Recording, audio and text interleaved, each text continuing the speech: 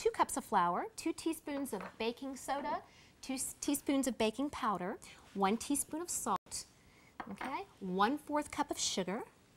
Okay, I go ahead and use my pastry cutter and just kind of blend that together then. Okay, then we're going to add, now you can use currants, cranberries, golden raisins. Oh. This sort of turns it into something called spotted dog, which of course refers to the dark spots in the bread.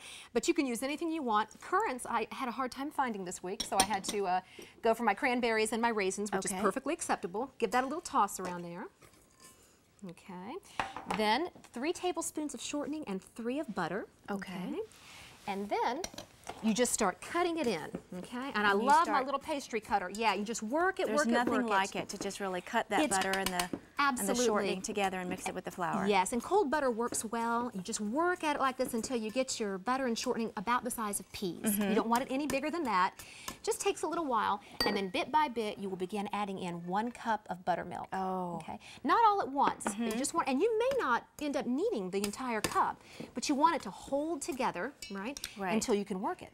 Okay, so we just keep working it around there, and eventually, once you've given it a couple of minutes, you're going to end up with lovely doughs like this, lovely pasta like this. And I thought maybe you might like to give it a try. What do you think? Let's do it. Okay, now you want to flour your board. Okay, plenty of flour so we're not sticking. 1 for you, 1 for me. Okay. Bring it on over here. There you go. Okay, so you pulled it out of your bowl. You work it a little bit. I like to kind of do the push away and pull back. Okay. Push away, flip and pull back. And you do that for about a minute or 2. Make sure everything's fully incorporated. Okay. And if it gets a little sticky while you're doing it, just drop a little bit more flour. Okay. And it gets messy, and your children would love doing this with you. Mine have a great time coming in, okay?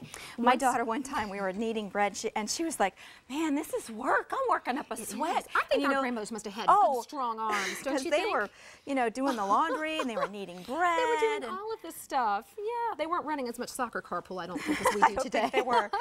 Now, then just kind of form it into your nice round loaf like that. Irish tradition was to put a cross or an X right across. Now, I've heard a couple of different stories about why this is done. One was to symbolize the crucifix, you know, sort of in recognition of St. Patrick bringing Christianity to Ireland. Another one was to cut it open and let the evil spirits out. I don't really subscribe to that particularly. I like the cross. And the more practical one was just to simply divide it into 4 equal portions, which you could go with that one too. So anyway, here we have it. I have a nice wet rag there for your hands. And so then how long do we bake it? We're going to bake it for 45 minutes at 375. Okay, just like that. I like to line it with parchment paper, but you could just grease or oil your pan if you'd like. Okay, in it goes. And you've got the finished product. Oh, that looks really great. I do. Now, if you want to be really fun, you can put some green sprinkles on top. I've been known to do that at St. Patrick's Day. And this is what you end up with. You can see how the cross expanded. And that would be pretty on you brought such lovely place settings, and look at how nice that looks. Yes, and the fresh shamrocks are in season now, so you can find those at Publix or any local grocery store. And that just sort of adds a little bit of, you know, brings your thoughts to the season. Something fresh to the table. Right, tell them about the shamrock, because I've heard them do a little bit of a, talk about the Trinity in the shamrock. I use the same example with my children. I have told them that. Let's try it.